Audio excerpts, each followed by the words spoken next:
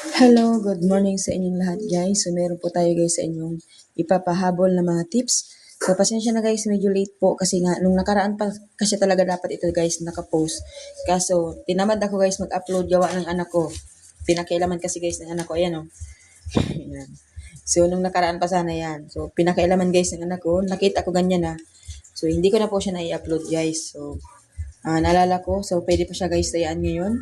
Okay, so sa mga magtataya guys, mga kadalasang lumalabas tuwing malapit ng matapos ang buwan or papasok ang panibagong buwan. So sigurado, sa mga dati ko po guys na mga taga-subaybay, alam na po nila ito. So ito po guys, malimit na lumabas. So marami pa pong mawala dyan. Pero kadalasan talaga guys, yung mga mababang numero or di kaya 1-11, mga ganyan guys, 1-11, 2-1, 5-1-1 Gs, 1-31, 30-31, 1-16, 1-8, 1-9 at 20 Gs. So napakarami.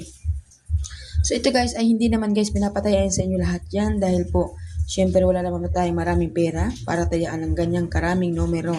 So pipili lamang kayo dyan guys ng 2 or hanggang 3 na pwede po ninyong tayaan or alagaan hanggang 7 days. So 7 days po ninyong alagaan at sigurado pong makukuha ang bawat isa dyan sa numero na yan. So tandaan guys, kahit saang lugar po pwede po yan tayaan dahil po lahat ng STL ay sakop ang numero na yan.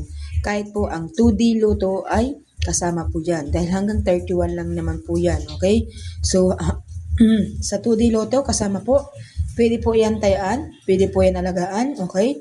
So, yan po ang ating tips na pwede nyong matutunan guys. At pwede ninyo guys balik-balikan. So meron po tayo dyan nakapin. So nakapin natin dyan. So kadalasan guys, ito guys ang mga hinintay ng iba. So yung mga bibigay tayo ng mga tips na ganito. So good luck everyone. Legit po ito guys, hindi po ito puchu-puchu lamang. Ayan.